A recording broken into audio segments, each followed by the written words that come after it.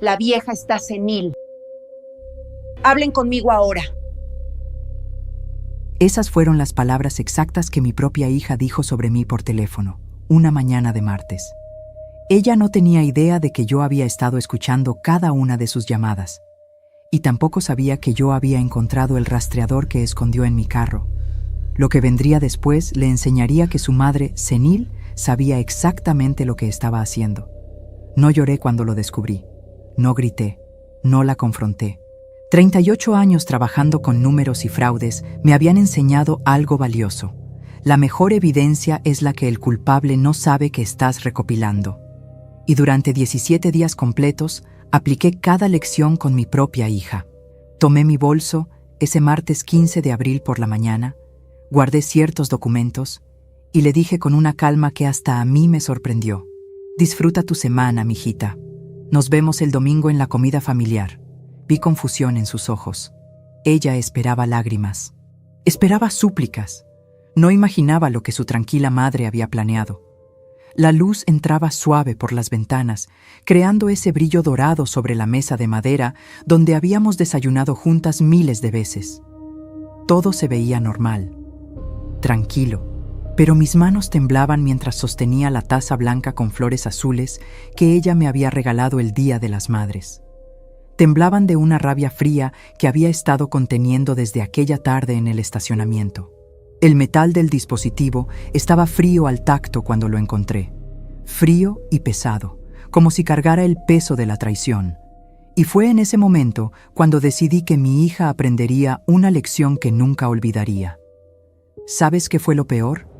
No fue encontrar el rastreador. Lo peor fue entender inmediatamente por qué estaba ahí. Mi hija Valentina tiene 34 años. Cabello castaño siempre perfectamente liso. Uñas de gel que cambia cada 2 semanas, bolsas de diseñador que cuestan más que el sueldo mensual que yo ganaba antes de jubilarme. Se casó hace 7 años con un ingeniero llamado Roberto. Viven en una casa de 3 pisos en la zona residencial. Tienen 2 carros importados, viajan 3 veces al año. Y desde mi divorcio hace 6 meses, ella había estado insistiendo, rogando, casi exigiendo que yo fuera a vivir con ellos. Mamá, estás sola. Ya tienes 61 años. ¿Qué haces viviendo en esa casa tan grande? Vente con nosotros. Podemos cuidarte mejor. Cuidarme. Esa palabra. La escuché tantas veces que empecé a sentir náuseas cada vez que salía de su boca. Pero yo no quería mudarme. Me gusta mi casa. Me gusta mi independencia. Me gusta levantarme a las 7 de la mañana y tomar mi café en el jardín que yo misma sembré. Me gusta ir a misa los domingos sin pedirle permiso a nadie. Me gusta visitar a mis amigas cuando quiero. Después de 33 años de matrimonio, donde mi ex esposo controló cada aspecto de mi vida, finalmente era libre. Y no iba a cambiar esa libertad por nada. Valentina no lo entendió, o tal vez lo entendió demasiado bien. Las llamadas se volvieron más frecuentes después de mi divorcio, más insistentes, más urgentes. Mamá, a tu edad, vivir sola es peligroso. Mamá, ¿y si te caes y nadie está ahí para ayudarte? Mamá, tu pensión no es suficiente para mantener esa casa. Deja que te ayudemos. Mi pensión. Ahí estaba otra vez. Siempre terminábamos hablando de dinero. Y entonces llegó el divorcio. 33 años de matrimonio terminaron una tarde de octubre del año pasado. Mi ex esposo Fernando se fue con una mujer 26 años menor que él. Una instructora de yoga que conoció en el gimnasio. Qué cliché, ¿verdad? Pero el dinero de la liquidación fue real. Muy real. La venta de propiedades, mi pensión de jubilación, más los ahorros que había guardado durante años en una cuenta que Fernando nunca supo que existía. En total, casi $500,000 en activos.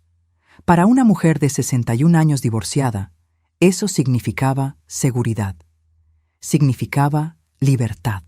Significaba poder vivir con dignidad el resto de mis días sin depender de nadie. Para mi hija, significaba algo completamente diferente. Las visitas se hicieron más frecuentes después del divorcio. Valentina aparecía en mi casa 2, 3 veces por semana, siempre con la misma conversación, siempre con la misma presión disfrazada de preocupación. Mamá, ese dinero hay que invertirlo bien.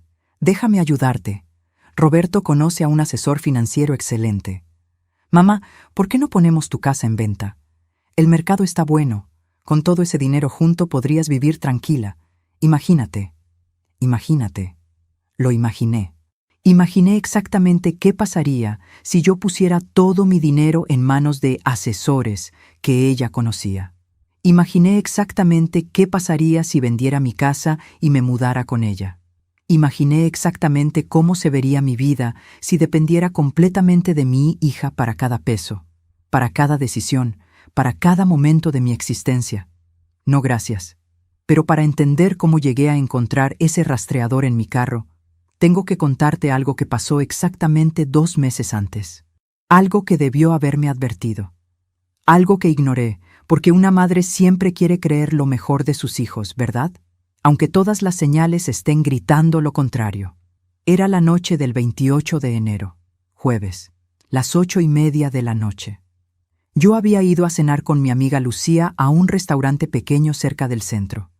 Comida corrida, nada lujoso. 180 pesos el menú completo. Lucía es viuda. Tiene 63 años y nos conocemos desde la preparatoria. Esa noche hablamos de todo, de nuestros exmaridos, de la iglesia, de sus nietos, de mi nueva libertad. Salí del restaurante a las 10:15 de la noche. Tomé mi carro, manejé los 25 minutos hasta mi casa. Abrí la puerta de mi garaje. Y ahí estaba Valentina, sentada en los escalones de mi entrada, con los brazos cruzados y una expresión en su rostro que nunca había visto antes. Frialdad pura. ¿Dónde estabas, mamá? Su voz no sonaba preocupada. Sonaba acusadora. Cenando con Lucía, mi amor. Te lo mencioné esta mañana cuando hablamos por teléfono. No, no me dijiste nada. Mentira, se lo había dicho. Estuve llamándote durante 2 horas. No contestaste. Saqué mi teléfono. Efectivamente, 14 llamadas perdidas. Todas de Valentina. Lo puse en silencio durante la cena, hija. Lo siento, pero aquí estoy. ¿Pasó algo urgente? Se levantó de los escalones. Me miró de arriba abajo con una expresión que no puedo describir de otra forma que no sea desprecio disfrazado de preocupación. A tu edad, mamá, no puedes andar desapareciendo así. ¿Y si te pasaba algo? ¿Y si tenías un accidente? ¿Cómo íbamos a saber dónde estabas? A mi edad, 61 años, no 90, 61. Todavía manejo perfectamente. Todavía pago mis cuentas. Todavía cocino, limpio, trabajo en mi jardín. Pero para ella, yo ya era una anciana senil que necesitaba supervisión constante. Debía haberlo visto entonces. Debía haber entendido que esa noche no era sobre preocupación maternal, era sobre control. Y lo que descubrí después me confirmaría la verdad. Y si estás escuchando desde México, España, Estados Unidos, Colombia o cualquier otro país del mundo, por favor déjame un comentario diciéndome desde dónde me escuchas. De verdad necesito saber que no estoy sola en esto, que mi historia está llegando a personas como tú, que tal vez también han sentido esa traición de alguien que amaban. Lo que descubrí esa semana cambiaría todo, absolutamente todo. Una semana después de ese encuentro en los escalones, el 4 de febrero, a las 3:20 de la tarde, recibí una llamada que me heló la sangre. Era mi cliente de hace 15 años, el señor Gutiérrez, dueño de una ferretería en el centro. Yo le había llevado su contabilidad durante más de una década antes de jubilarme. Señora Patricia, disculpe que la moleste. Usted ya no maneja consultoría independiente, ¿verdad? No, don Alberto. Me jubilé hace 2 años. ¿Por qué lo pregunta? Hubo un silencio incómodo del otro lado. El tipo de silencio que te hace saber que algo anda muy mal. Es que recibí una llamada hace 3 días, de su hija, Valentina, ¿verdad? Me dijo que usted ya no estaba en condiciones de trabajar, que si necesitaba servicios contables, ella podía recomendarme a alguien. Dijo que usted, bueno, que estaba teniendo problemas de memoria. El mundo se detuvo. Problemas de memoria. ¿Qué más le dijo? Mi voz sonaba extrañamente calmada, como si viniera de muy lejos, que era mejor que la familia manejara sus asuntos ahora, que usted estaba en una edad delicada. Yo solo llamaba para confirmar, señora Patricia, porque usted siempre fue muy profesional conmigo. No me pareció correcto. Le agradecí, colgué, y me quedé sentada en mi sala durante 1 hora completa, mirando el teléfono en mis manos. Mi hija estaba llamando a mis contactos. Estaba destruyendo mi reputación. Estaba diciéndole a la gente que yo estaba senil. Y lo peor es que no sabía cuántas llamadas más había hecho. ¿Cuántas personas ya pensaban que Patricia Morales, la contadora que durante 38 años manejó números con precisión milimétrica, ahora no podía ni recordar su propio nombre? Pero entonces recordé algo que debía haber pensado inmediatamente. Corrí a mi estudio, abrí mi laptop, entré a mi cuenta de correo electrónico donde guardo copias de todos mis contactos profesionales. La lista que construí durante casi 4 décadas. Nombres, números, empresas. Revisé el historial de acceso. Alguien había abierto esa cuenta desde otra computadora. El 26 de enero, 2 días antes de mi cena con Lucía.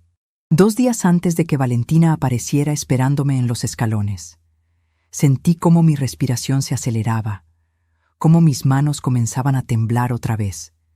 Pero esta vez no era rabia. Era algo peor.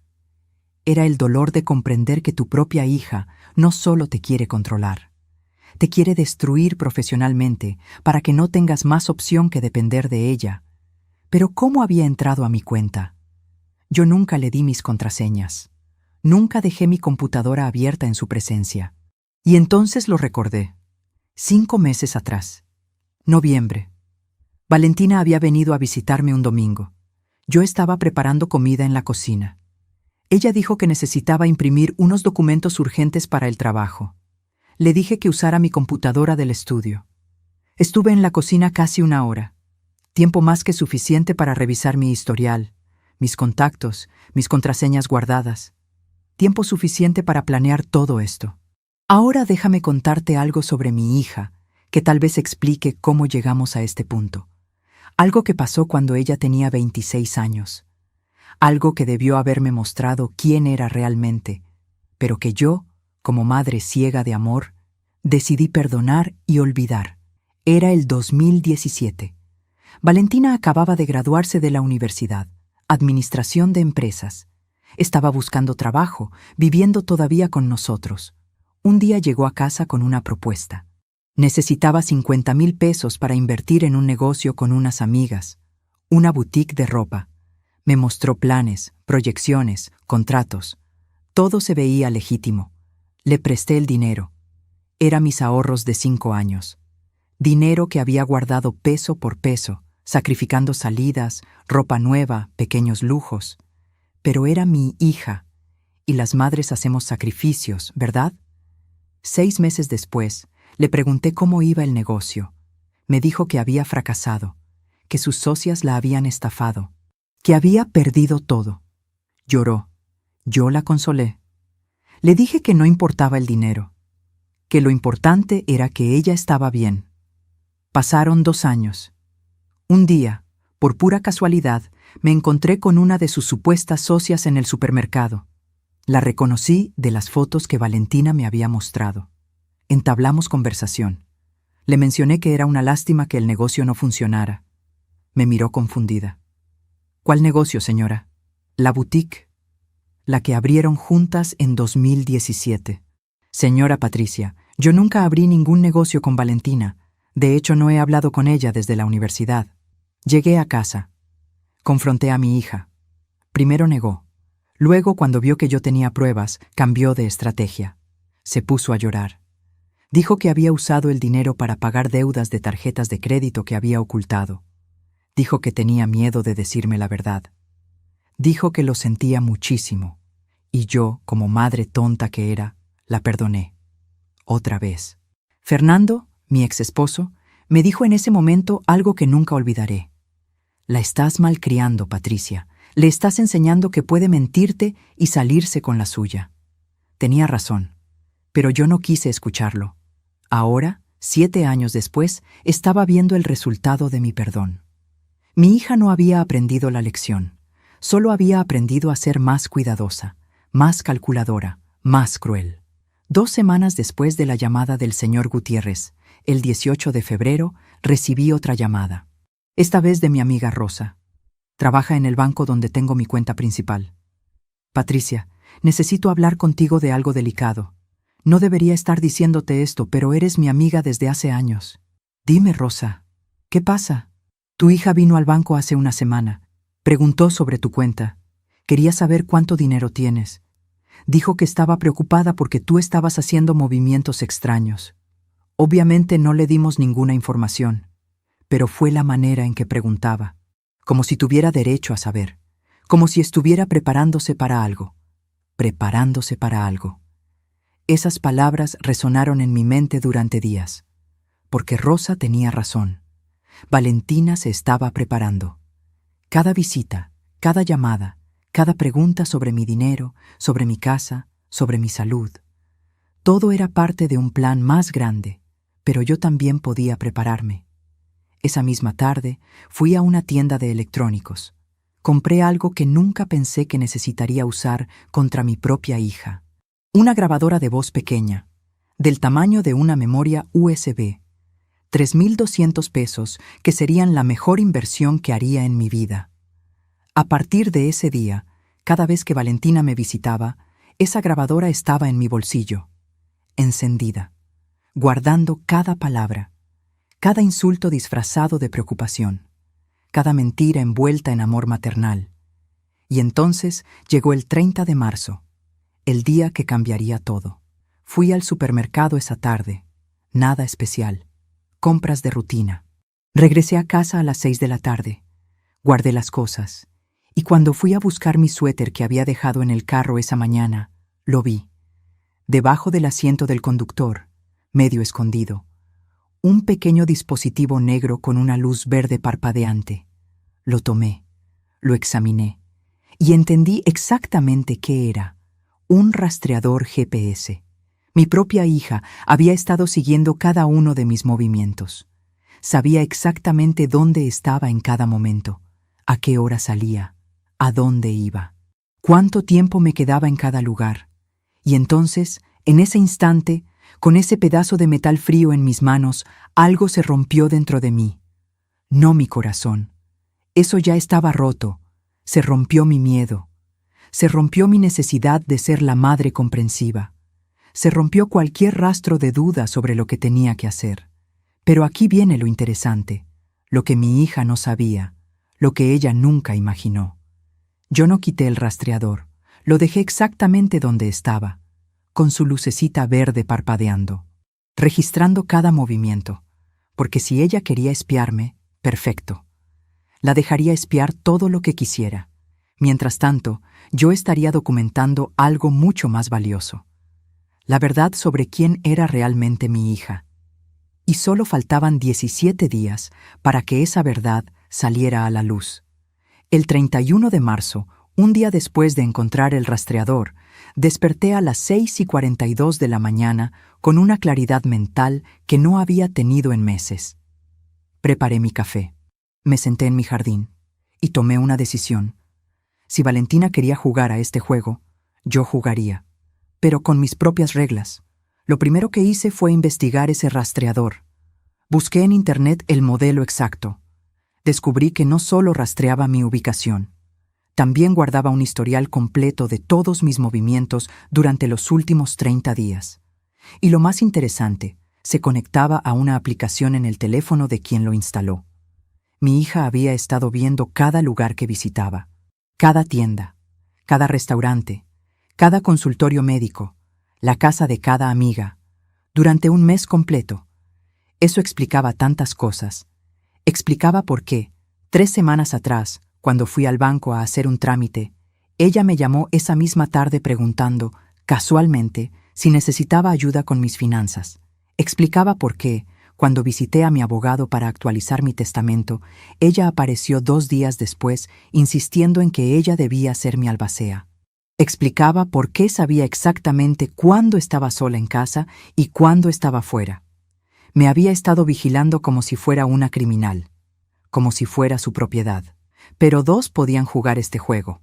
Esa misma mañana, a las 9:15, llamé a mi sobrino Javier. Tiene 30 años, trabaja en sistemas.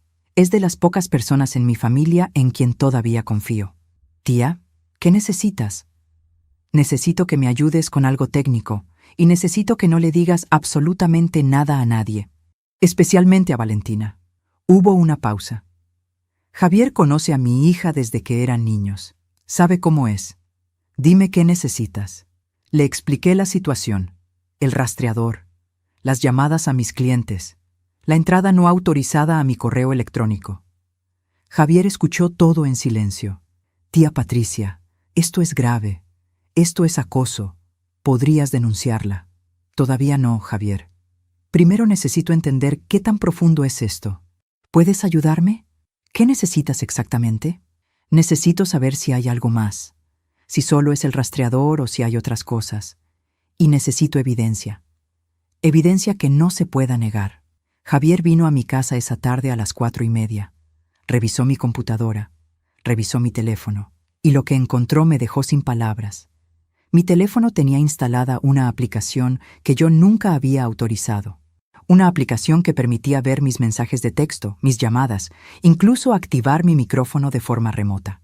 ¿Cuándo fue la última vez que dejaste tu teléfono sin supervisión?, preguntó Javier. Y entonces lo recordé. 2 meses atrás. Valentina había venido a visitarme. Yo estaba en el baño. Dejé mi teléfono en la mesa de la sala. Cuando salí, ella estaba guardando su propio teléfono en su bolsa. Dijo que había estado revisando sus redes sociales. Mentira. Había estado instalando esa aplicación en mi teléfono. Javier, ¿puedes quitarla sin que ella se dé cuenta? Puedo hacer algo mejor. Puedo dejarla instalada, pero modificarla para que tú sepas exactamente cuándo está escuchando. Y puedo hacer que solo reciba la información que tú quieres que reciba. Mi sobrino era un genio. Durante las siguientes 2 horas, Javier trabajó en mi teléfono y en mi computadora. Cuando terminó, me explicó todo detalladamente. Ahora yo tendría control. Podría grabar conversaciones. Podría saber cuándo Valentina estaba monitoreándome. Y lo más importante, podría alimentarla con información falsa si era necesario. Tía, una cosa más. Deberías considerar contratar a un abogado. Lo que ella está haciendo no solo es inmoral, es ilegal. Ya tengo abogado, Javier. Y no te preocupes. Cuando llegue el momento indicado, todo esto saldrá a la luz. Faltaban 16 días. El 2 de abril, viernes, a las 11:20 de la mañana, Valentina apareció en mi casa sin avisar. Tocó el timbre. Yo estaba en la cocina preparando agua de Jamaica. Tomé aire. Guardé mi grabadora en el bolsillo de mi suéter y abrí la puerta. Hola, mamá. Pasaba por aquí y quise visitarte. ¿Estás ocupada? Su sonrisa era perfecta, demasiado perfecta, como las sonrisas que practicaba frente al espejo cuando era adolescente y quería pedirme permiso para algo. Claro que no, hija. Pasa. Justo estoy haciendo agua de Jamaica. ¿Quieres? Entramos a la cocina. Ella se sentó en la misma silla donde se había sentado miles de veces durante su infancia. Yo serví 2 vasos y esperé. Mamá, he estado pensando mucho en ti últimamente. Sí, mi amor. ¿En qué has estado pensando? En que te veo muy cansada, muy estresada. Esta casa es mucho trabajo para ti sola. El jardín, la limpieza, el mantenimiento. Hizo una pausa. Tomó un sorbo de su agua. He estado hablando con Roberto y queremos hacerte una propuesta seria. Aquí venía. Dime. Vende la casa, mamá. Vente a vivir con nosotros. Podemos arreglar toda la planta baja para ti. Tendrías tu propio espacio, tu privacidad, pero estarías con familia, estarías segura. Segura. Esa palabra otra vez. Es una oferta muy generosa, Valentina, pero ya te he dicho que me gusta mi independencia. Su expresión cambió. Solo por un segundo. Un destello de algo oscuro cruzó su rostro, pero se recuperó rápidamente. Mamá, sé razonable. Ya tienes 61 años. No puedes vivir sola para siempre. ¿Qué pasa si te enfermas? ¿Qué pasa si tienes una caída?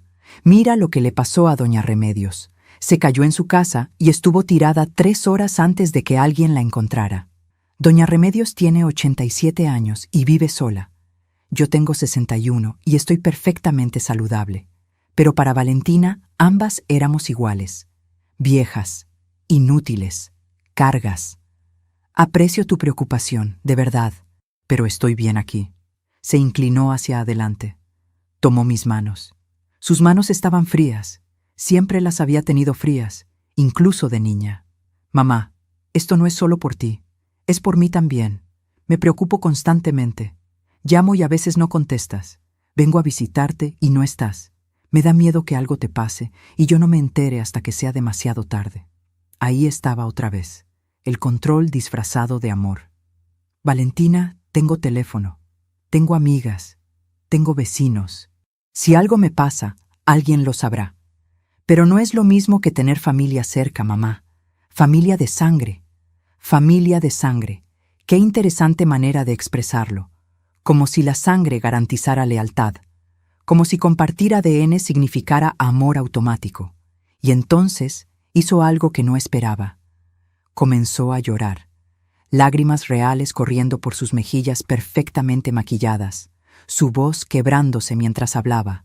Mamá, yo solo quiero cuidarte como tú me cuidaste a mí. Cuando era niña, siempre estuviste ahí. Cuando estaba enferma, cuando tenía miedo, cuando necesitaba algo. Ahora es mi turno de cuidarte. Por favor, déjame hacer esto por ti. Y en ese momento sentí algo que no había sentido en semanas. Duda.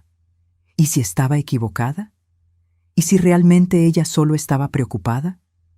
¿Y si yo estaba viendo maldad donde solo había amor torpe y mal expresado? Apreté su mano. Limpié sus lágrimas con mi otra mano. Y dije lo que cualquier madre diría. Está bien, mi amor. Está bien. Voy a pensarlo seriamente. Te prometo que lo voy a considerar. Su rostro se iluminó. Me abrazó. Y por un momento, solo por un momento, sentí que tenía a mi niña de vuelta. A la pequeña Valentina que me abrazaba después de las pesadillas. A la adolescente que lloraba en mis brazos después de su primera decepción amorosa.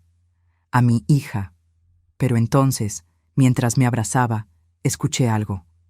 Un sonido suave, casi imperceptible. El sonido de mi teléfono notificando algo. Valentina se separó, secó sus lágrimas. Sonrió. Gracias, mamá. Sabía que lo entenderías. Bueno, tengo que irme. Tengo una cita con mi entrenador personal a la 1. Se fue. La vi alejarse en su BMW blanco. Esperé hasta que desapareció al dar vuelta en la esquina. Y entonces revisé mi teléfono. Javier había programado una alerta. Una alerta que me avisaba cada vez que alguien accedía a la aplicación espía que Valentina había instalado. Ella había estado monitoreándome durante toda nuestra conversación. Había estado verificando que yo realmente estuviera en casa, que realmente estuviera sola, que no hubiera nadie más escuchando.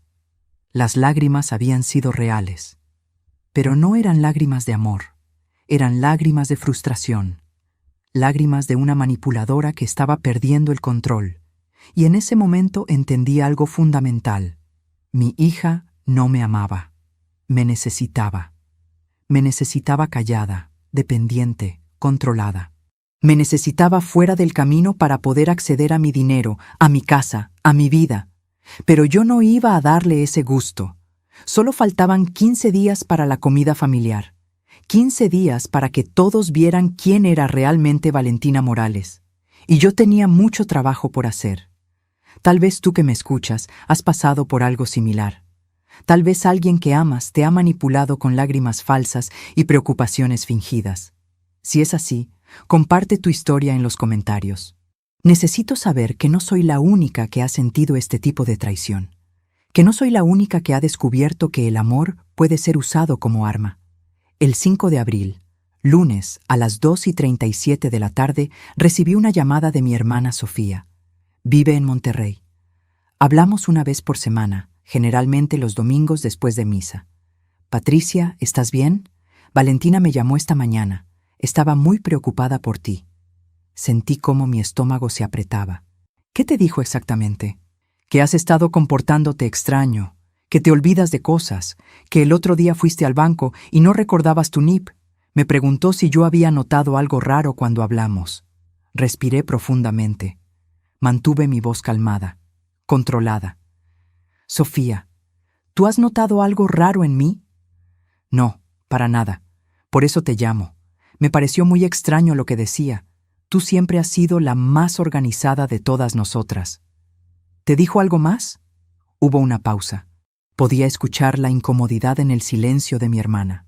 Dijo que tal vez deberías ver a un neurólogo, que a tu edad es importante descartar, bueno, ya sabes, Alzheimer, demencia, senilidad. Mi hija estaba contactando a mi familia. Estaba plantando semillas de duda en cada persona que me conocía. Estaba construyendo un caso meticuloso para declararme mentalmente incompetente. Sofía, escúchame bien. Estoy perfectamente bien. Valentina está exagerando. Pero necesito que me hagas un favor. Si ella vuelve a llamarte, solo escúchala y dime exactamente qué dice. ¿Puedes hacer eso por mí? Claro, hermana. Pero Patricia, ¿pasa algo que debas saber? Pronto lo sabrás todo, te lo prometo. Solo dame 2 semanas más. Faltaban 12 días. El 7 de abril, miércoles, a las 10:40 de la mañana, fui al supermercado. Necesitaba hacer compras para la comida del domingo, la comida donde todo saldría a la luz. Estaba en el pasillo de verduras cuando la vi, Valentina, con un hombre. No era Roberto, su esposo. Este hombre era más joven, alto, musculoso, vestía pants deportivos y una playera ajustada que mostraba cada músculo. Tenían las manos entrelazadas. Ella reía. Él la besó en la mejilla. Me escondí detrás de una exhibición de sandías. Saqué mi teléfono y tomé fotos. 3 fotos claras donde se veían sus rostros perfectamente. Los seguí a distancia. Los vi entrar juntos al estacionamiento. Los vi subir al mismo carro, un Mustang rojo. Tomé foto de la placa y entonces recordé algo. Valentina había mencionado a su entrenador personal. Había dicho que tenía cita con él a la 1 el viernes pasado. Este debía ser él. Llamé a Javier esa misma tarde. Necesito que investigues una placa. Le di el número. 2 horas después tenía un nombre. Sebastián Rojas, 29 años, entrenador personal en un gimnasio de la zona norte. Soltero. Tía, ¿quieres que investigue más? Sí, quiero saber todo. ¿Dónde vive? ¿Dónde trabaja? Y si es posible, quiero saber desde cuándo conoce a Valentina. Me va a tomar un par de días. Tengo tiempo, todavía. Faltaban 10 días. El 9 de abril, viernes, Valentina vino a visitarme otra vez. Esta vez traía a Roberto con ella. Era la primera vez que lo veía en casi 2 meses. Roberto es un hombre callado, ingeniero civil, 36 años. Siempre fue educado conmigo, pero distante, como si nunca supiera bien qué decir a su suegra. Se sentaron juntos en mi sala. Valentina tomó la palabra. Mamá, Roberto y yo hemos estado hablando mucho sobre tu situación y hemos tomado una decisión. Una decisión, no una sugerencia, no una propuesta, una decisión. Queremos ayudarte a vender la casa. Ya hablé con un agente inmobiliario. Puede venir la próxima semana a hacer una evaluación. El mercado está excelente. Podrías sacar fácilmente 800,000 pesos. Miré a Roberto. Él no me miraba a los ojos. Miraba sus manos, sus zapatos. Cualquier cosa excepto mi rostro. ¿Y tú qué opinas de esto, Roberto? Él abrió la boca, la cerró, miró a Valentina. Ella le apretó la mano. Un apretón que no era de cariño, era de advertencia. Yo creo que Valentina tiene razón, doña Patricia. Esta casa es mucha responsabilidad para usted sola. Doña Patricia. Así me había llamado siempre, con ese respeto forzado que mantiene distancia. Entiendo. ¿Y ya decidieron qué haré con ese dinero? Valentina sonrió. Esa sonrisa que había perfeccionado durante años. La sonrisa que decía, confía en mí, mientras sus ojos decían, no tienes opción. Obviamente tú decidirás, mamá, pero Roberto y yo podemos ayudarte a invertirlo. Conocemos instrumentos financieros que te darían muy buenos rendimientos, y así podrías vivir tranquila con nosotros sin preocuparte por nada. Instrumentos financieros, rendimientos, palabras bonitas para decir, danos control de tu dinero. Suena interesante, pero necesito tiempo para pensarlo. La sonrisa de Valentina se congeló. Mamá, ya has tenido tiempo. Llevamos meses hablando de esto. En algún momento tienes que tomar una decisión. Y la tomaré, pero no hoy. Se levantó. Roberto se levantó con ella. La tensión en la sala era tan espesa que podía sentirse en el aire, como humedad antes de la tormenta. Mamá, yo solo estoy tratando de ayudarte. No entiendo por qué eres tan terca. Terca. Ahí estaba, la primera grieta en su máscara perfecta. No soy terca, hija, solo soy cuidadosa. ¿Cuidadosa de qué? ¿De tu propia familia? Cuidadosa con decisiones importantes que afectan mi futuro. Ella tomó su bolsa. Una bolsa Prada que costaba 45,000 pesos. Yo lo sabía porque me había mandado el link 3 meses atrás, solo para que la vieras.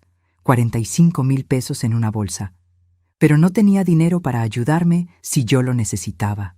¿Sabes qué, mamá? Haz lo que quieras. Sigue viviendo sola en esta casa enorme. Sigue fingiendo que tienes 20 años, pero cuando algo te pase, no digas que no te lo advertimos. Y salió. Roberto me miró por un segundo. En sus ojos vi algo. ¿Pena? ¿Vergüenza? ¿Disculpa? No lo sé. Pero me miró, y luego siguió a su esposa. Me quedé sentada en mi sala durante 1 hora. No lloré. No grité. Solo me quedé ahí, sintiendo cómo mi cuerpo temblaba de esa rabia fría que ahora conocía tan bien. Y entonces mi teléfono sonó. Era Javier. Tía, encontré algo grande. Dime. Valentina ha estado visitando a ese entrenador Sebastián 3 veces por semana durante los últimos 4 meses. Pero no en el gimnasio, en un departamento que está registrado a nombre de ella. El mundo se detuvo. ¿Qué? Valentina tiene un departamento que Roberto no conoce. Lo compró hace 6 meses. Está en la zona centro. Un lugar pequeño. Estudio. Y según los vecinos que logré contactar, ella llega ahí con un hombre joven regularmente. Martes, jueves y sábados. 6 meses. Valentina había comprado un departamento secreto. Había estado engañando a Roberto durante medio año. Y probablemente había usado dinero que ambos habían ahorrado juntos. Javier, ¿puedes conseguirme la dirección exacta? Ya te la mandé por mensaje. Tía, ¿qué vas a hacer? Lo que debía haber hecho hace mucho tiempo. Protegerme y proteger a las personas inocentes en todo esto. Porque Roberto, por más distante que fuera, no merecía esto. Nadie merecía ser engañado de esta manera. Faltaban 8 días para la comida familiar. 8 días para que la vida perfecta que Valentina había construido con mentiras se derrumbara completamente. El 11 de abril, domingo, a las 9:20 de la mañana, fui a misa como siempre. Cuando salí, a las 11 menos cuarto, vi algo que me heló la sangre. El BMW blanco de Valentina estacionado frente a mi casa. Ella estaba sentada dentro del carro, esperándome, vigilándome. Caminé hacia mi puerta. Ella salió del carro. Hola, mamá. ¿Vienes de misa? Sí, hija, como todos los domingos. Qué bien que mantienes tus rutinas. Es importante a tu edad tener estructura. A mi edad. Otra vez esas palabras. Abrí mi puerta. Entré. Ella entró detrás de mí sin invitación. Mamá, necesito hablar contigo de algo serio. Me volteé. La miré directamente a los ojos y dije con una calma que ni yo sabía que tenía. Entonces habla. He estado hablando con un abogado sobre tutelas, sobre protección de adultos mayores, sobre qué hacer cuando alguien ya no puede tomar decisiones responsables por sí mismo. Ahí estaba. Finalmente, sin máscaras, sin pretensiones. ¿Me estás amenazando, Valentina? No, mamá, te estoy protegiendo, de ti misma. Sonreí. No pude evitarlo. Sonreí de una manera que hizo que ella retrocediera un paso. ¿Sabes qué, hija? Tienes razón, completamente. A mi edad necesito protección. Por eso he estado tomando ciertas precauciones. ¿Qué tipo de precauciones? Ya lo verás. El domingo. En la comida familiar. Ahí verás exactamente qué tipo de precauciones ha estado tomando tu madre senil. Su rostro palideció. Sus ojos se agrandaron. ¿Qué hiciste? Nada que tú no hayas hecho primero, mi amor. Nada que tú no me hayas enseñado. Se dio vuelta. Salió de mi casa. La vi alejarse en su carro caro, pagado con dinero que probablemente debía ser de ahorros familiares. Y entonces, finalmente, me permití sentir. Me permití temblar. Me permití llorar. Pero solo por 5 minutos. Porque todavía tenía mucho que preparar. Faltaban 6 días. Y en 6 días, mi hija aprendería la lección más importante de su vida. Nadie subestima a Patricia Morales. El 12 de abril, lunes, a las 7:43 de la mañana, mi teléfono sonó. Era un número desconocido. ¿Señora Patricia Morales? Sí, soy yo. Habla el licenciado Méndez. Soy abogado. Su hija Valentina me ha contratado para iniciar un proceso de tutela en su nombre. Me gustaría agendar una cita con usted para evaluar su situación. Ahí estaba, lo que había estado esperando, lo que sabía que vendría. Licenciado, con todo respeto, yo no necesito ninguna tutela. Estoy perfectamente capacitada para manejar mis propios asuntos. Entiendo su posición, señora, pero su hija está muy preocupada. Me ha mostrado evidencia de comportamientos preocupantes, salidas nocturnas sin avisar, olvidos frecuentes, decisiones financieras cuestionables. Evidencia. Ella había estado construyendo un caso. Cada vez que no le contestaba el teléfono, cada vez que salía sin decirle a dónde iba, cada vez que rechazaba su ayuda, todo lo había estado documentando para usarlo en mi contra. Licenciado Méndez, si mi hija quiere iniciar un proceso legal contra mí, que lo haga. Pero le advierto algo. Yo también tengo evidencia, y cuando llegue el momento, la presentaré. Buen día. Colgué. Mis manos no temblaban. Mi voz no había flaqueado. 38 años trabajando con números me habían enseñado a mantener la calma incluso cuando todo se estaba derrumbando. Llamé inmediatamente a mi propia abogada, la licenciada Ramírez, 62 años, una de las mejores abogadas familiaristas de la ciudad. La conocía desde hacía 15 años. Patricia, me alegra que llamaras. Necesitamos hablar. ¿Ya te enteraste? Un colega me comentó que Valentina está buscando iniciar un proceso de interdicción.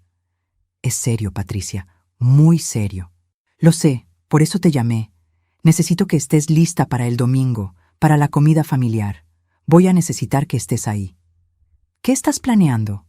Justicia, simple justicia. Le expliqué todo, cada detalle, el rastreador, las llamadas a mis clientes, la aplicación espía en mi teléfono, el departamento secreto, el engaño a Roberto, las grabaciones que había estado recolectando durante semanas. Cuando terminé, hubo un silencio largo. Patricia, esto es más grave de lo que pensaba. Esto no es solo manipulación familiar. Esto es acoso, invasión de privacidad, posible fraude.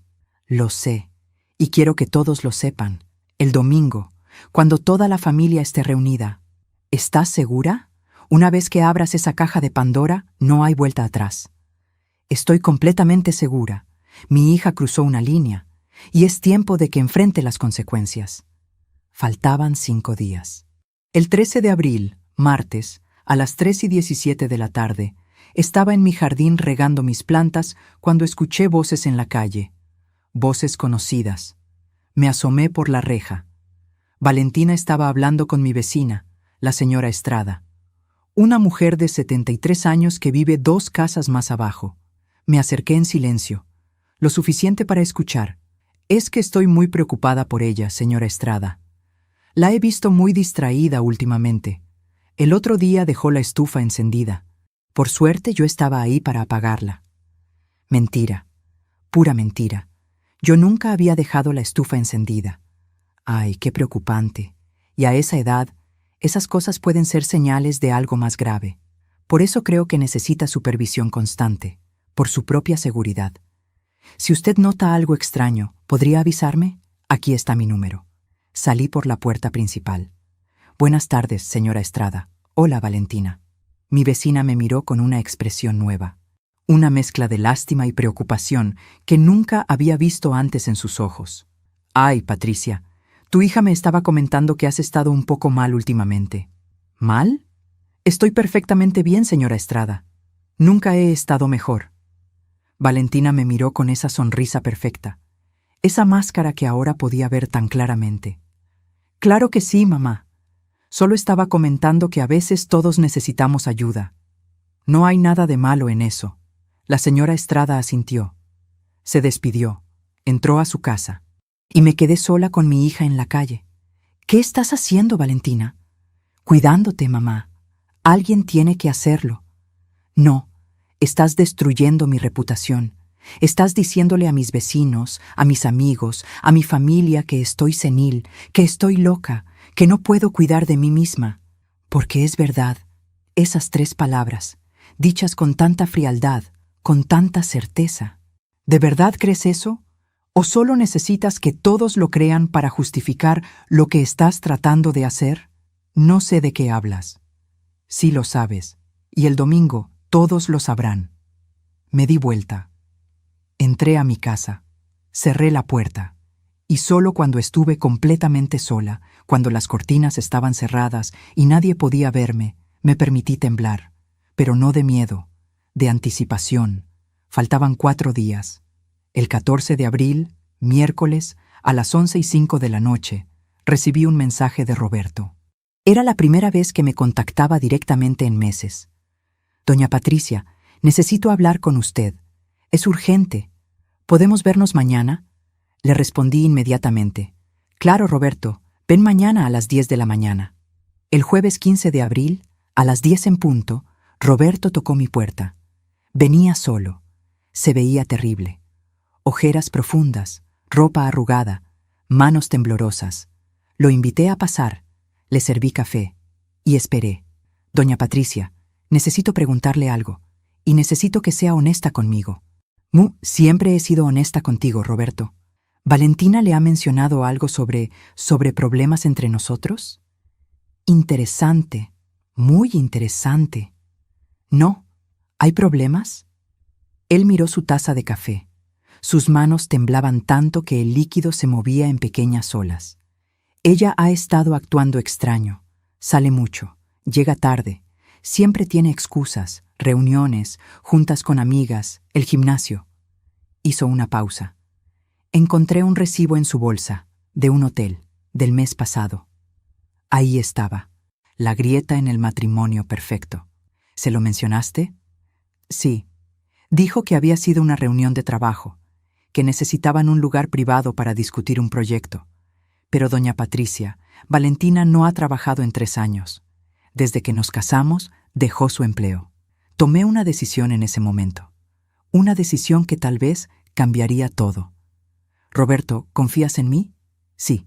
Entonces, necesito que vengas el domingo a la comida familiar. Y necesito que mantengas la mente abierta. Porque vas a descubrir cosas. Cosas difíciles. Pero necesito que estés ahí. ¿Qué cosas? No puedo decirte ahora, pero el domingo todo tendrá sentido. Te lo prometo. Él me miró con esos ojos cansados. Asintió. Se levantó. Y antes de irse, dijo algo que me rompió el corazón. Usted siempre fue buena conmigo, doña Patricia. Mejor de lo que merecía. Lamento no haber sido mejor yerno. Roberto, tú no tienes nada de qué disculparte. Nada. Se fue. Y yo me quedé en mi sala, pensando en ese hombre bueno que estaba a punto de descubrir que su esposa perfecta era una mentira. Faltaban 3 días. El viernes 16 de abril, exactamente a las 11:15 de la mañana, mi teléfono espía me alertó.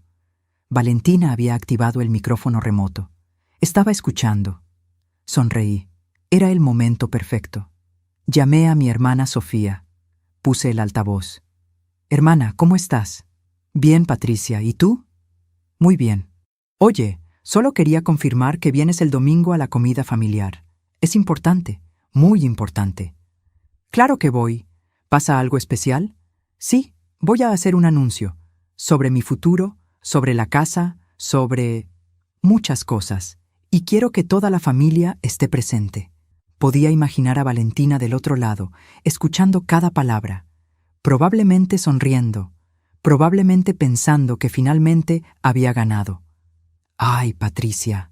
¿Vas a vender la casa entonces? Todo se revelará el domingo, hermana. Todo. Colgué.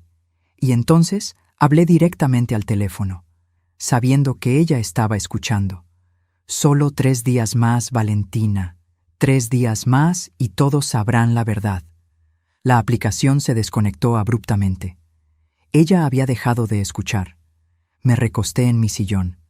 Cerré los ojos. Y por primera vez en semanas, dormí profundamente. Mientras tanto, tú que me escuchas desde México, Colombia, España, Argentina, Estados Unidos o cualquier rincón del mundo donde se hable español, escribe el nombre de tu ciudad en los comentarios.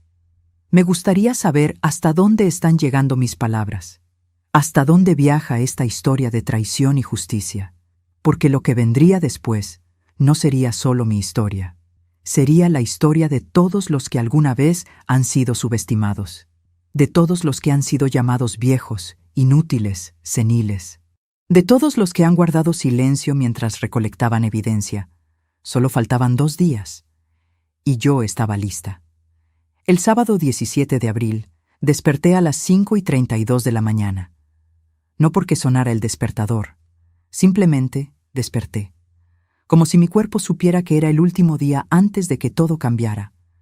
Me levanté, preparé café, me senté en mi jardín mientras el sol comenzaba a salir, y revisé mentalmente cada pieza de evidencia que había recolectado. Las grabaciones de audio, 17 en total, cada una mostrando a Valentina manipulando, mintiendo, amenazando. Las fotografías del rastreador, de Valentina con Sebastián, del departamento secreto, de los recibos de gastos excesivos, los documentos, estados de cuenta bancarios, el título de propiedad del departamento que Roberto no conocía, los mensajes entre Valentina y el abogado Méndez discutiendo estrategias para declararme incompetente, los testimonios, el señor Gutiérrez, dispuesto a confirmar que Valentina había llamado difamándome, mi vecina, la señora Estrada, quien sin saberlo había sido testigo de las mentiras de Valentina, Javier con toda la evidencia técnica del espionaje, y finalmente la licenciada Ramírez, mi abogada, lista para explicar las implicaciones legales de todo lo que mi hija había hecho. Era suficiente, más que suficiente. ¿Pero estaba lista yo? A las 9:47 de la mañana sonó mi timbre. Abrí la puerta. Era la licenciada Ramírez. Patricia, vine a repasar todo contigo, una última vez, porque mañana no habrá vuelta atrás. Entramos a mi estudio, pusimos todas las evidencias sobre la mesa. Las revisamos una por una. Esto es sólido, dijo la licenciada. Muy sólido. Pero Patricia, necesito que entiendas algo. Cuando presentes esto mañana, vas a destruir la vida de tu hija. Su matrimonio terminará. Su reputación quedará destrozada. Posiblemente enfrente cargos legales. ¿Estás preparada para eso? Miré todas esas evidencias. Todas esas pruebas de la traición de mi propia hija. Y me hice la pregunta que había estado evitando durante semanas. ¿Estaba preparada para destruir a mi propia hija? Ella me estaba destruyendo a mí primero, dije en voz baja. Me estaba quitando mi dignidad, mi reputación, mi libertad, mi futuro. Si yo no hago esto, ella ganará. Y pasaré el resto de mis días bajo su control, medicada, silenciada, convertida en exactamente la anciana senil que ella dice que soy. La licenciada Ramírez asintió. Entonces estás lista. Estoy lista. A las 2:15 de la tarde, mi teléfono sonó. Era Valentina. Mamá, solo quería confirmar que todo está listo para mañana. ¿Ya compraste todo para la comida? Su voz sonaba alegre, confiada, victoriosa. Sí, hija, todo está listo. Perfecto. Vamos a llegar a la 1 en punto. Voy a traer un postre. Tiramisú. Compré uno en esa pastelería cara que te gusta. 1,200 pesos. Solo lo mejor para ti, mamá.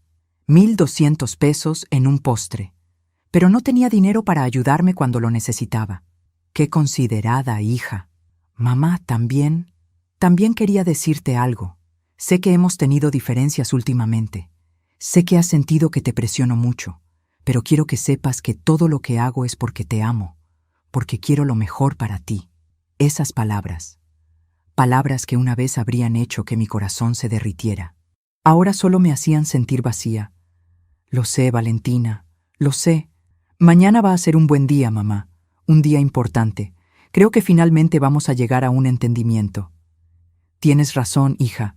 Mañana será muy importante, para todos nosotros. Colgué. Y me quedé mirando el teléfono durante largo rato. Ella pensaba que había ganado. Pensaba que mañana yo anunciaría que vendería la casa, que me mudaría con ella, que le daría control sobre mi vida y mi dinero. No tenía idea de lo que realmente iba a pasar. A las 5:40 de la tarde salí a caminar. Algo que hacía todos los días. Sabía que el rastreador en mi carro registraría que no me había movido. Sabía que Valentina probablemente estaría verificando mi ubicación. Caminé por mi vecindario. El mismo vecindario donde había vivido durante 30 años. Pasé por la escuela donde Valentina había estudiado la primaria. Por el parque donde la empujaba en los columpios cuando tenía 5 años. Por la iglesia donde hizo su primera comunión. Recordé a esa niña pequeña, de ojos brillantes y sonrisa sincera, la niña que me abrazaba y me decía, «Te amo, mami», sin ningún motivo. La niña que lloraba cuando yo me iba al trabajo porque no quería que me fuera. ¿En qué momento esa niña se convirtió en la mujer que ahora estaba tratando de destruirme? ¿Había sido mi culpa? ¿La había malcriado tanto que creció creyendo que todo le pertenecía? ¿Le había dado tanto amor que nunca aprendió a valorarlo? O tal vez algunas personas simplemente nacen con esa capacidad de manipular, de mentir, de tomar y tomar sin nunca dar nada a cambio. Tal vez mi hija siempre fue así, y yo simplemente no quise verlo. Regresé a casa a las 7:45. El sol se estaba poniendo, pintando el cielo de naranjas y rosas. Era hermoso, tanto que me dolía. Entré a mi casa, cerré la puerta y comencé a preparar. Saqué mi laptop, conecté un cable HDMI largo que había comprado especialmente para mañana. Lo probé con mi televisión de la sala. Funcionaba perfectamente. Todas las evidencias aparecían en la pantalla grande con claridad cristalina. Organicé las grabaciones en orden cronológico, empezando con las más recientes y retrocediendo hasta las primeras. Preparé una presentación simple, sin adornos, solo hechos, solo verdad. Revisé mi lista de invitados para mañana. Mi hermana Sofía, mi hermano Javier, mi sobrino Javier, mis 2 primos, la señora Estrada, el señor Gutiérrez y, por supuesto, Valentina y Roberto. 14 personas en total. 14 testigos de lo que estaba a punto de revelar. A las 11:17 de la noche, me senté en mi cama. Tomé mi rosario. El mismo rosario que mi madre me había dado cuando me casé hace 33 años. Y recé. No recé por venganza. No recé para que mi hija sufriera. Recé por fuerza. Recé para poder hacer lo correcto, incluso cuando lo correcto era lo más difícil. Recé para que, al final de todo, pudiera mirarme en el espejo y estar en paz con la mujer que veía. Recé para que Dios me perdonara por lo que estaba a punto de hacerle a mi propia hija.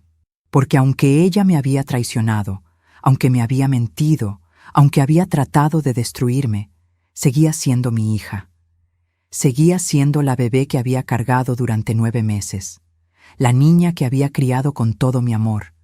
Y destruirla, incluso cuando era necesario, seguía siendo la cosa más dolorosa que jamás había tenido que hacer.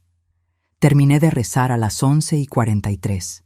Me acosté, cerré los ojos y esperé a que llegara el domingo. El domingo 18 de abril amaneció con un cielo despejado. Ni una nube, como si hasta el clima supiera que este día necesitaba claridad absoluta. Me levanté a las 6 en punto. Me duché. Me vestí con el vestido azul marino que siempre me había gustado. Simple, elegante, digno. Me maquillé ligeramente. Me peiné. Me puse los aretes de perlas que mi madre me había dejado cuando murió. Me miré en el espejo y vi a una mujer de 61 años. Una mujer con líneas de expresión alrededor de los ojos, con algunas canas que se negaba a teñir, con manos que mostraban décadas de trabajo. Pero también vi a una mujer fuerte, una mujer que había sobrevivido un matrimonio controlador, que había criado a una hija sola la mayoría del tiempo, que había construido una carrera exitosa, que había mantenido su dignidad incluso cuando todo a su alrededor se derrumbaba. Vi a Patricia Morales y estaba orgullosa de ella. A las 8 de la mañana comencé a cocinar. Pollo en mole, arroz rojo, frijoles refritos, tortillas hechas a mano, agua de horchata. Los platillos que había cocinado para mi familia durante décadas. Mientras cocinaba, recordé todas las otras comidas familiares, los cumpleaños, las navidades, los días de las madres, todas esas veces que había preparado comida con amor, con esperanza, con la ilusión de que la familia era para siempre. Hoy sería diferente. Hoy la comida no sería sobre celebración, sería sobre verdad. A las 11:30, todo estaba listo. La comida caliente en la estufa, la mesa puesta para 14 personas, las servilletas dobladas, los vasos llenos de agua fresca. Y en mi estudio, escondida de la vista, mi laptop conectada y lista, con todas las evidencias organizadas, con todas las verdades esperando ser reveladas. A las 12:42 sonó el timbre. Los primeros invitados estaban llegando. Era mi hermana Sofía y mi hermano Javier. Los abracé. Los invité a pasar. Preparé café mientras ellos se acomodaban en la sala. «Huele delicioso, hermana», dijo Sofía. «Como siempre». «Gracias. Puse todo mi corazón en esta comida». Y era verdad, porque sabía que podría ser la última vez que cocinaba para mi familia como la conocía. Después de hoy, todo cambiaría. Para siempre. A las 12:58 llegaron mis primos. A las 12:59 llegó el señor Gutiérrez con su esposa. Exactamente a la 1 en punto, llegó Roberto, solo, sin Valentina. «Doña Patricia, Valentina viene en camino. Tuvo que pasar a recoger el postre».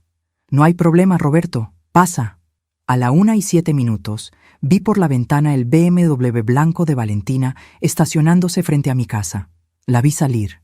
Llevaba un vestido blanco, tacones altos, cabello perfecto, maquillaje impecable. Se veía como un ángel. Abrí la puerta antes de que tocara. «Hola, mamá». Me besó en la mejilla. Su perfume era caro. $200 la botella. Lo sabía porque me había mostrado la foto meses atrás. «Hola, hija, pasa. Todos están esperando». Entramos juntas a la sala. Valentina saludó a todos con esa sonrisa perfecta, esa máscara que había perfeccionado durante años. Roberto la miró de una manera extraña, como si estuviera viendo a una desconocida. Serví la comida. Todos comimos. La conversación fluyó normalmente. Risas, historias, recuerdos. Y todo el tiempo yo sentía cómo mi corazón latía más y más rápido, porque sabía lo que vendría después. A las 2:32 de la tarde, cuando todos habían terminado de comer, me levanté. Golpeé ligeramente mi vaso con una cuchara. «Familia, gracias por venir hoy. Los llamé porque tengo algo importante que compartir con todos ustedes». Valentina sonrió. Esa sonrisa de victoria. «Pero antes de empezar», continué, «me gustaría que todos vieran algo. Algo que cambiará su perspectiva sobre muchas cosas». Fui a mi estudio, traje mi laptop, la conecté a la televisión, y mientras la pantalla se encendía, miré a mi hija. Vi cómo su sonrisa comenzaba a desvanecerse. Vi cómo el miedo empezaba a reemplazar la confianza en sus ojos. «Lo que van a ver», dije con voz clara y firme, «es la verdad completa sobre los últimos meses. Y les advierto, no será fácil de ver». Mi dedo se movió hacia el botón de reproducir. Y en ese momento, supe que no había vuelta atrás. Mañana sería diferente. Todo sería diferente. Presioné el botón. La primera imagen que apareció en la pantalla fue una foto del rastreador GPS. pequeño, negro, con su luz verde parpadeante. Esto, dije con voz calmada, es lo que encontré debajo del asiento de mi carro el 30 de marzo. Un rastreador GPS, instalado sin mi conocimiento, sin mi permiso. Escuché los murmullos alrededor de la mesa. Vi cómo todos miraban la pantalla, cómo luego miraban a Valentina. Ella se puso pálida, completamente pálida. Sus manos, que estaban sobre la mesa, comenzaron a temblar. «Mamá, yo puedo explicar». «No», interrumpí. Mi voz era firme, controlada. «Ya tendrás tiempo de hablar. Primero, todos verán la evidencia completa». Presioné el siguiente archivo. El historial del rastreador apareció en pantalla. Cada lugar que había visitado durante 30 días, mi casa, el supermercado, la iglesia, la casa de mis amigas, el banco, el consultorio de mi abogada.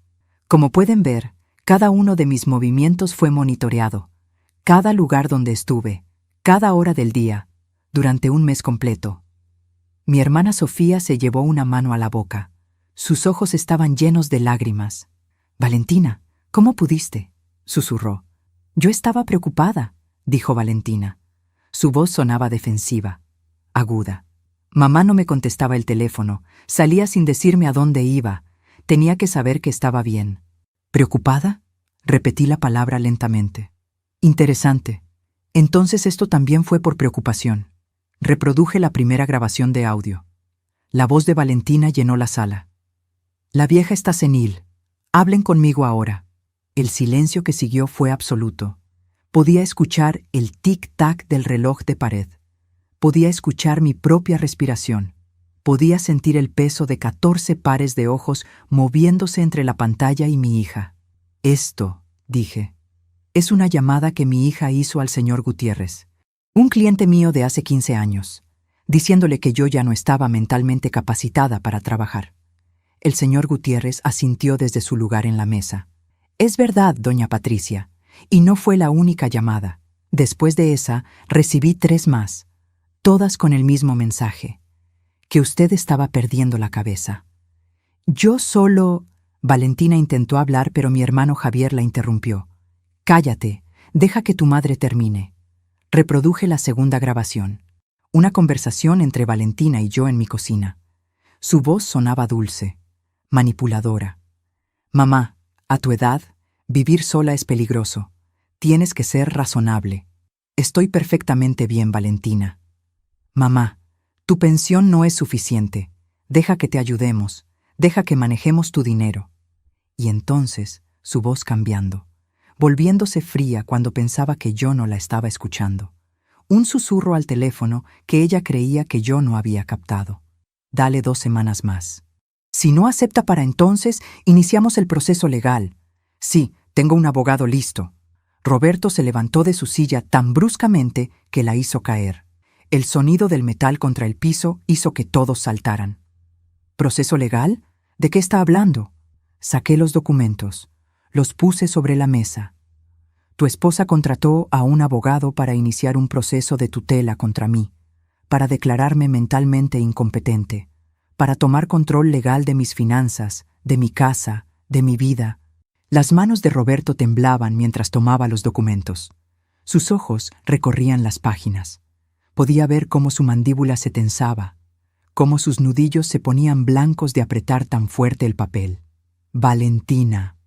Su voz era peligrosamente baja. «Dime que esto no es real». «Roberto, yo solo quería protegerla. Ella no puede». «¿Protegerla?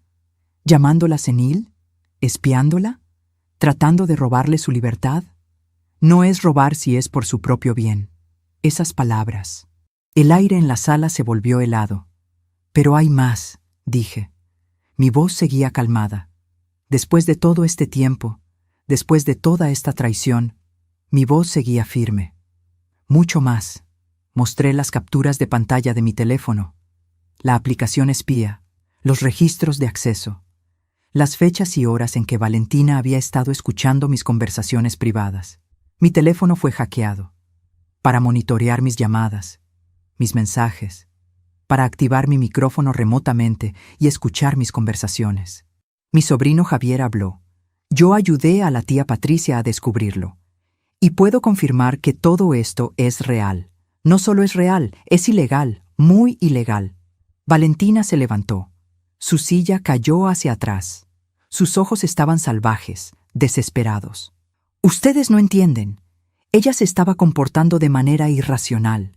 Necesitaba protegerla de sí misma. ¿Irracional? Mi voz subió por primera vez. ¿Irracional porque me negué a darte control de mi dinero? ¿Irracional porque me negué a vender mi casa? ¿Irracional porque quería mantener mi independencia? Eres una vieja terca que no sabe lo que le conviene. Ahí estaba. Finalmente. La máscara había caído completamente. El silencio que siguió fue ensordecedor. Podía ver las lágrimas en los ojos de mi hermana, la expresión de shock en el rostro de mis primos, la furia contenida en el rostro de Roberto. Pero aún no terminamos, dije. Y ahora mi voz era fría, tan fría como el metal de ese rastreador. Porque resulta que mientras mi hija estaba tan preocupada por mi bienestar, tan dedicada a cuidarme, estaba haciendo algo más. Mostré las fotografías. Valentina con Sebastián en el supermercado, sus manos entrelazadas, el beso en la mejilla, subiendo juntos al Mustang rojo. Roberto se quedó paralizado, mirando las fotos como si no pudiera procesar lo que veía. ¿Quién es él? Su voz era apenas un susurro. Su entrenador personal, respondí. Sebastián Rojas, 29 años. Mostré más fotos.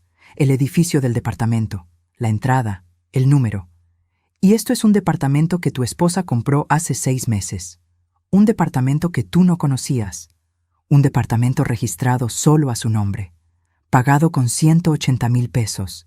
Dinero que salió de cuentas conjuntas. Vi cómo Roberto procesaba la información. Cómo cada palabra era como un golpe físico. Cómo su mundo perfecto se derrumbaba pieza por pieza.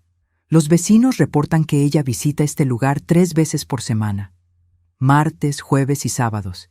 Siempre con el mismo hombre joven. Se quedan aproximadamente 2 horas. ¡Mentira!, Valentina gritó.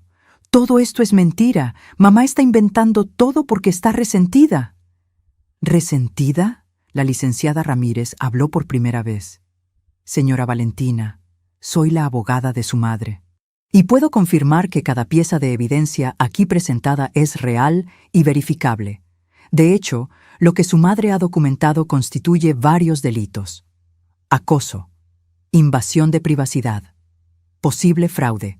Valentina miró a su alrededor, buscando un aliado, buscando a alguien que la defendiera, pero todos la miraban con una mezcla de horror y decepción. Roberto, por favor, tienes que creerme. Yo te amo. Ese hombre no significa nada. ¿No significa nada? Roberto rió. Una risa amarga. Rota. ¿Compraste un departamento secreto por alguien que no significa nada? ¿Gastaste 180,000 pesos de nuestros ahorros por alguien que no significa nada? Yo iba a decírtelo. Solo necesitaba el momento correcto. ¿Cuándo? ¿Cuando terminaras de robarle su vida a tu madre? ¿Cuando tuvieras control total de su dinero también? Valentina se volvió hacia mí, sus ojos llenos de lágrimas. Pero ya no eran lágrimas de manipulación. Eran lágrimas de pánico real. Mamá, por favor, soy tu hija. Tu única hija. No puedes hacerme esto. Miré a esa mujer.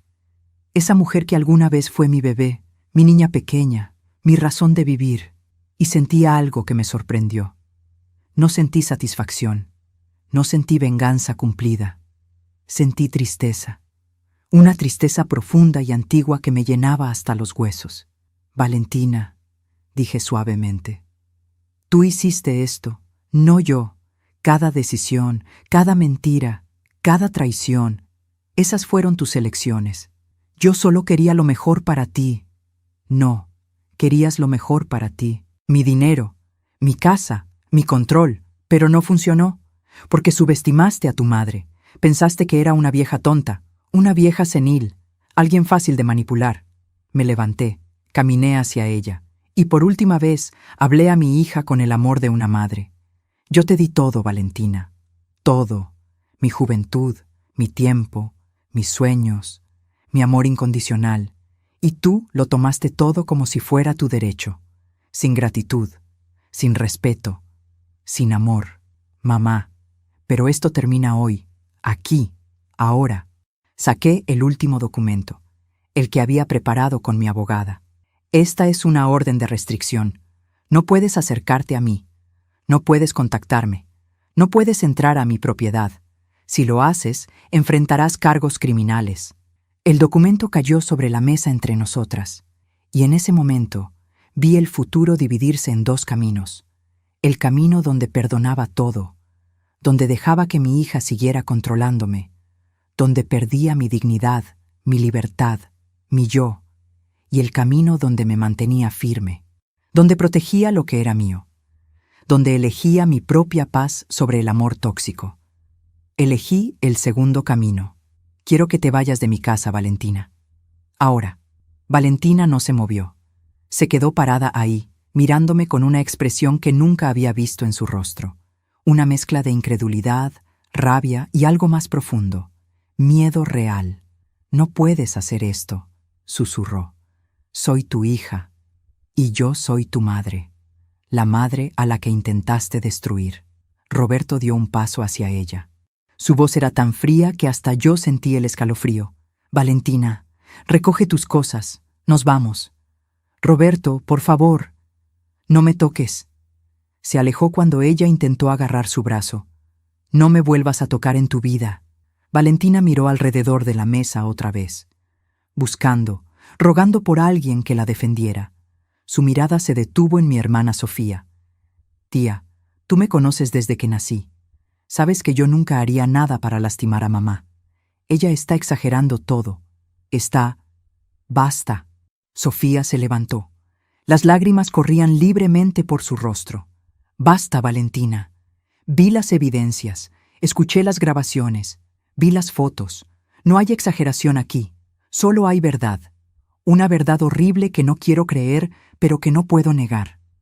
Pero llamaste a tu madre senil, la espiaste, trataste de robarle su libertad, su dignidad, su vida. La voz de Sofía se quebró. ¿Cómo pudiste? Patricia te dio todo, sacrificó todo por ti, y así le pagas. Valentina comenzó a llorar. Lágrimas reales corriendo por su rostro perfectamente maquillado, su máscara de rímel manchándose, sus manos temblando. No entiendes, nadie entiende. Yo necesitaba ese dinero. Tenemos deudas, muchas deudas. Las tarjetas de crédito están al máximo. El carro, la casa, todo. Necesitaba una solución. Y ahí estaba, la verdad final. No era por preocupación, no era por amor, era por dinero. Puro y simple. Roberto se quedó paralizado. ¿Deudas? ¿Qué deudas? Yo manejo nuestras finanzas. ¿No tenemos? Se detuvo. La comprensión cruzó su rostro como una tormenta. ¿Qué hiciste, Valentina? ¿Qué más hiciste? Ella no respondió. Solo siguió llorando. Respóndeme, rugió Roberto. ¿Qué hiciste? Tengo tarjetas que tú no conoces. 5. No, 6. Están todas al máximo. Son casi 400,000 pesos en deudas. El número cayó sobre la sala como una bomba. 400,000 pesos. Roberto repitió lentamente. Y tu plan era robarle a tu madre para pagar tus deudas. No iba a robarle. Solo iba a administrar su dinero, a asegurarme de que estuviera bien invertido. ¿En pagar tus compras de bolsas de diseñador? Lo interrumpí. Saqué más papeles, recibos, 45,000 pesos en una bolsa Prada, 32,000 en zapatos Louboutin, 28,000 en un abrigo que usaste una vez. Mientras tanto, cuando mi refrigerador se descompuso hace 3 meses y te pedí prestados 8,000 pesos, me dijiste que no tenías. Cada palabra era como un martillo golpeando un clavo. Vi cómo Valentina se encogía con cada una. Y hay más, continué. Porque ahora que había empezado, no podía parar. Toda la rabia contenida durante semanas estaba saliendo. El viaje a Cancún, 160,000 pesos. 3 semanas después de echarme en cara que mi pensión no era suficiente. Las cenas en restaurantes caros, 2,000, 3,000 pesos por noche. mientras me decías que necesitaba economizar. Saqué foto tras foto, recibo tras recibo, una montaña de evidencia de su hipocresía. Y el departamento secreto donde te acuestas con un hombre 6 años menor que tu esposo, 180,000 pesos. Dinero que salió de la cuenta de ahorros conjunta que Roberto pensaba que era para el futuro de ambos. Roberto se dejó caer en su silla, se cubrió el rostro con las manos, y escuché un sonido que me rompió el corazón. El sonido de un hombre bueno llorando. 4 años, dijo entre sollozos. 4 años juntos antes de casarnos, 7 años de matrimonio, 11 años de mi vida, y todo fue una mentira. No todo. Valentina se arrodilló frente a él. Roberto, te amo, de verdad te amo. Ese hombre no significa... No digas eso. La voz de Roberto era como hielo. No vuelvas a decir que me amas. El amor no hace esto. El amor no miente, no engaña, no destruye. Se levantó. La apartó suavemente pero firmemente. Voy a hablar con un abogado mañana. Quiero el divorcio. Y voy a pelear por cada peso que pusimos en ese departamento. Cada peso que gastaste de nuestras cuentas conjuntas. Todo. Roberto, por favor, podemos arreglarlo. Podemos ir a terapia. Puedo cambiar. Ya es tarde para cambiar, Valentina. Demasiado tarde. Mi hermano Javier se acercó a Valentina. Su expresión era de pura decepción. Cuando eras niña, te cargaba en mis hombros, te compraba dulces, te defendía cuando alguien te molestaba en la escuela. Pensé que habías crecido siendo una mujer buena, honorable, como tu madre. Negó con la cabeza. Pero no aprendiste nada de ella, nada de su dignidad, nada de su fuerza, nada de su honor. Tío, no me llames tío. Ya no eres mi sobrina. Mi sobrina murió. No sé quién eres tú. Esas palabras. Vi cómo golpeaban a Valentina. Cómo finalmente, empezaba a entender lo que había perdido. Mi hermana Sofía se acercó a mí, me abrazó y susurró en mi oído: Lo siento, hermana. Siento que hayas tenido que pasar por esto. Siento que tu propia hija te hiciera esto. Devolví el abrazo. Sentí sus lágrimas mojando mi hombro. Sentí mi propio dolor mezclándose con el suyo, porque aunque había ganado, aunque la verdad había salido a la luz, no se sentía como victoria, se sentía como pérdida, como duelo, como el final de algo que nunca podría recuperarse. Valentina se levantó del piso, su vestido blanco ahora arrugado, su maquillaje arruinado, su cabello perfecto despeinado. Se veía pequeña, rota, nada como la mujer confiada que había entrado a mi casa hace 2 horas. «Mamá», dijo una última vez. Su voz era apenas un susurro. «¿De verdad vas a hacer esto? ¿De verdad vas a destruirme?» Y aquí viene la pregunta que me he hecho 1000 veces. La pregunta que tal vez tú que me escuchas también te has hecho. ¿Hasta dónde llegas para protegerte? ¿Hasta dónde llega el amor de una madre? ¿Cuándo el perdón se convierte en complicidad? Dime en los comentarios, de verdad quiero saber. ¿Qué habrías hecho tú en mi lugar? ¿Habrías perdonado? ¿O habrías hecho exactamente lo que yo hice? Miré a mi hija, a esa mujer que había cargado en mi vientre, que había alimentado de mi propio cuerpo, que había sido mi razón de vivir durante 34 años. Yo no te destruí, Valentina. Tú te destruiste sola. Cada mentira que dijiste, cada traición que cometiste, cada decisión egoísta que tomaste, esas fueron tus acciones, no mías. Pero soy tu hija. Sí, y yo soy tu madre. Y como tu madre, mi último acto de amor hacia ti es esto: dejarte enfrentar las consecuencias de tus acciones, porque si te perdono ahora, si lo dejo pasar como lo he hecho antes, nunca aprenderás, nunca cambiarás, y destruirás a más personas en el camino. Entonces, esto es todo. Me estás abandonando. La ironía de esas palabras no se me escapó. Ella había intentado abandonarme primero, encerrarme, controlarme, quitarme mi libertad, pero ahora se sentía abandonada porque yo me negaba a ser su víctima. No te estoy abandonando. Te estoy dejando ir. Hay una diferencia. Caminé hacia la puerta. La abrí. El aire de abril entró a mi sala, aire fresco, limpio, aire de libertad. Adiós, Valentina. Ella caminó hacia la puerta. Cada paso parecía dolerle. Cuando llegó al umbral, se volteó una última vez. ¿Y si cambio? ¿Y si realmente cambio? ¿Y si busco ayuda? ¿Y si pago cada peso que debo? ¿Volverás a hablarme? Pensé en esa pregunta durante un largo momento. Sentí el peso de 14 pares de ojos esperando mi respuesta. Tal vez, dije finalmente, en muchos años. Cuando hayas demostrado con acciones, no con palabras, que has cambiado. Cuando hayas reconstruido tu vida basándote en verdad en lugar de mentiras. Cuando puedas mirarme a los ojos y entender realmente el daño que causaste. Tal vez entonces, tal vez. ¿Cuántos años? Los que sean necesarios. Roberto apareció detrás de ella con su saco en la mano. Vámonos, Valentina, ya no tienes nada más que hacer aquí. Los vi alejarse. Vi el BMW blanco arrancar. Vi las luces traseras desaparecer al final de la calle, y entonces cerré la puerta. Me volteé hacia mi familia, hacia las personas que habían permanecido, que habían presenciado todo, que conocían la verdad completa. El señor Gutiérrez fue el primero en hablar. Doña Patricia hizo lo correcto. Sé que duele, sé que es su hija, pero hizo lo correcto. Mi hermana Sofía me abrazó otra vez. Eres la mujer más fuerte que conozco. Siempre lo has sido. Mi hermano Javier asintió. Papá estaría orgulloso de ti, mamá también. Y entonces, finalmente, me permití sentir todo. El dolor, el alivio, la tristeza, la libertad. Todo mezclado en una ola enorme que me golpeó con tanta fuerza que mis piernas casi ceden. Pero no caí. Me mantuve de pie. Porque eso es lo que Patricia Morales hace. Se mantiene de pie. La tarde se convirtió en noche. Mi familia se quedó conmigo.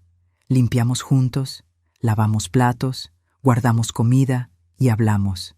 Hablamos de todo lo que había pasado, de señales que deberíamos haber visto, de patrones que deberíamos haber reconocido. A las 9:43 de la noche, todos se fueron. Me quedé sola en mi casa, la casa que había luchado tan duro por mantener. Me senté en mi sala. Miré las paredes que yo misma había pintado, los cuadros que yo misma había colgado, los muebles que yo misma había elegido, y sentí algo que no había sentido en meses. Paz. Mi teléfono sonó, un mensaje de un número desconocido. Soy Roberto. Solo quería agradecerle por decirme la verdad, merecía saberla. Y quería decirle que usted siempre será bienvenida en mi vida, sin importar lo que pase con Valentina. Usted es una mujer extraordinaria, doña Patricia, y fue un honor ser su yerno. Lágrimas corrieron por mis mejillas mientras leía esas palabras, pero eran lágrimas diferentes, no de dolor, de gratitud, de saber que incluso en medio de tanta oscuridad había bondad. A las 11 de la noche me acosté en mi cama en mi casa que nadie me quitaría, mi libertad que nadie me robaría.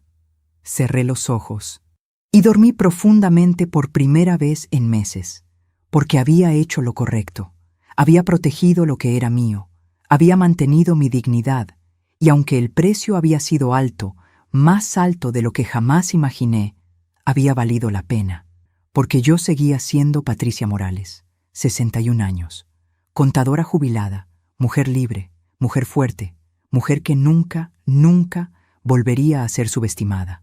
Han pasado 6 meses desde aquella comida familiar del 18 de abril. 6 meses desde que mi vida cambió para siempre.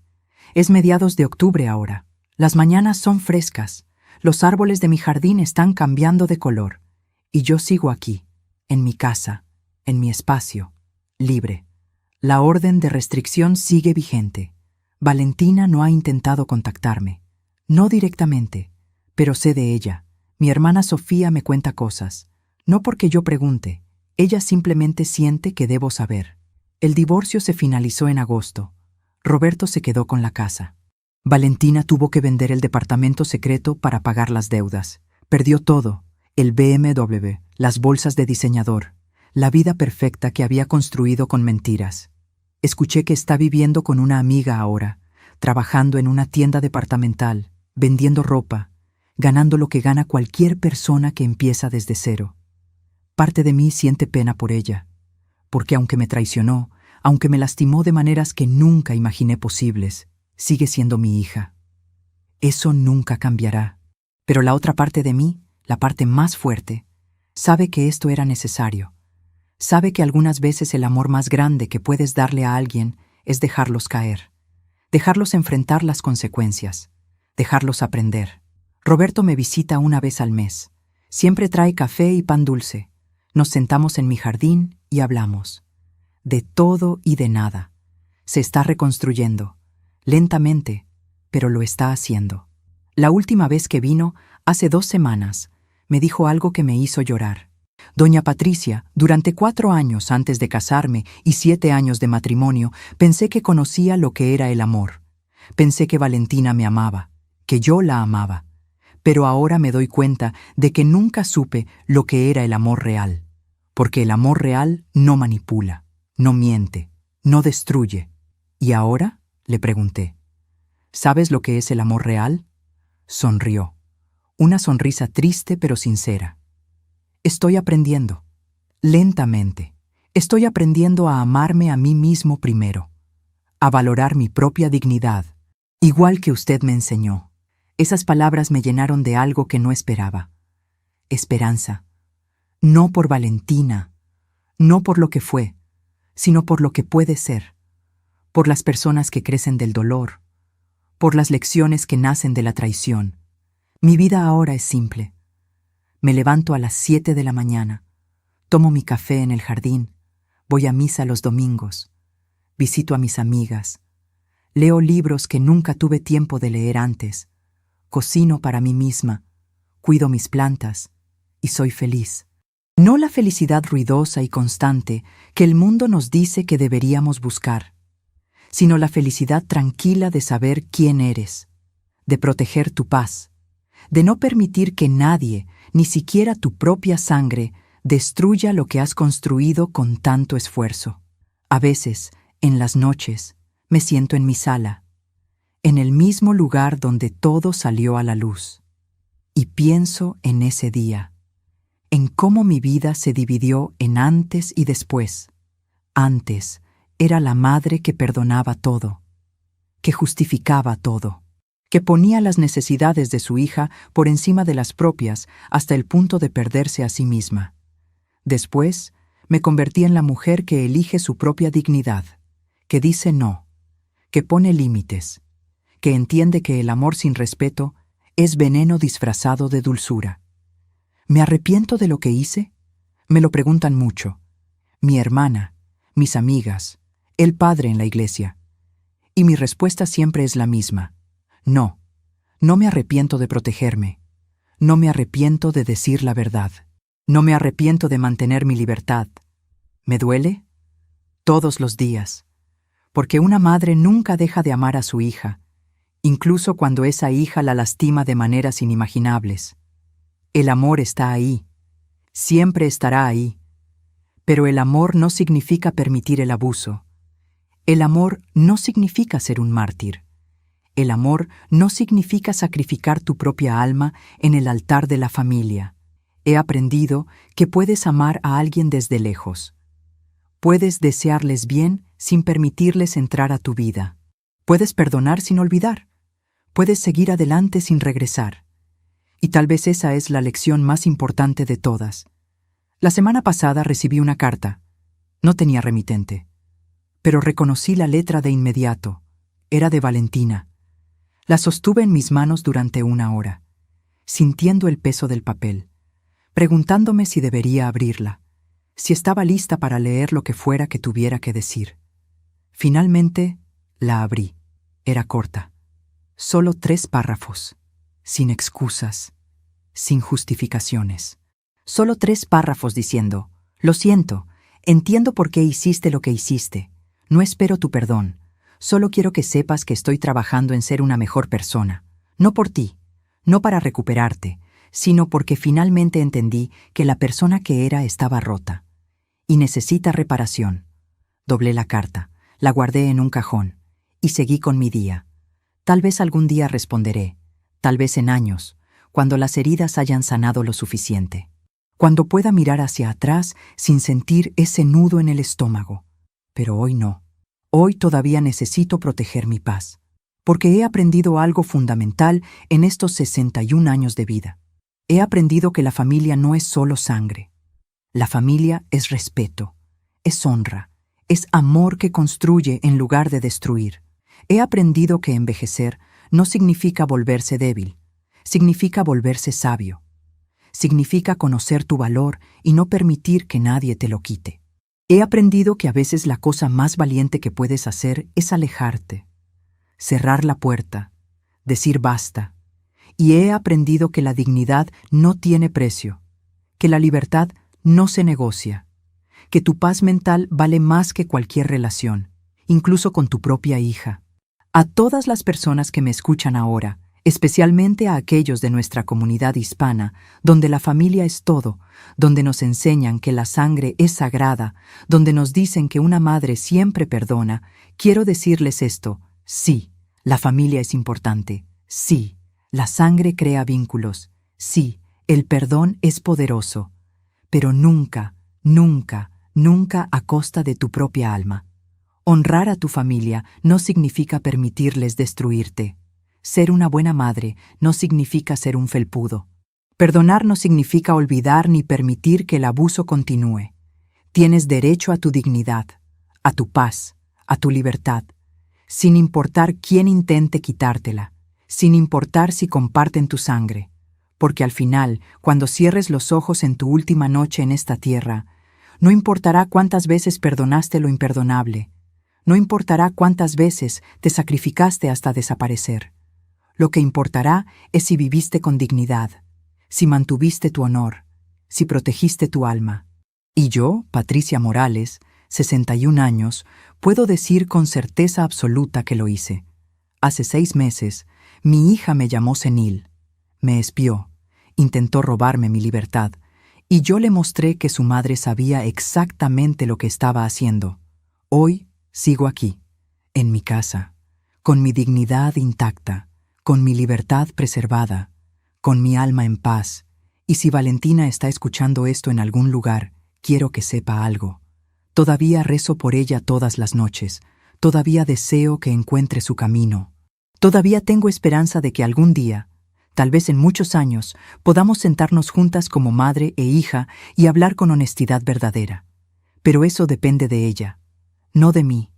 Ya hice mi parte, ya la crié, ya le di todo. Ahora le toca a ella crecer. Porque algunas puertas, una vez cerradas, requieren esfuerzo real para abrirse de nuevo. No lágrimas fáciles, no promesas vacías, sino cambio verdadero. Trabajo real. Tiempo suficiente para que las acciones demuestren lo que las palabras nunca podrán. Y hasta entonces, yo estaré aquí, tomando mi café cada mañana, cuidando mi jardín, viviendo mi vida, libre. Porque eso es lo que hago. Eso es lo que soy. Patricia Morales, mujer de 61 años, contadora jubilada, sobreviviente, luchadora. Y nadie, absolutamente nadie, volverá a llamarme senil y salirse con la suya.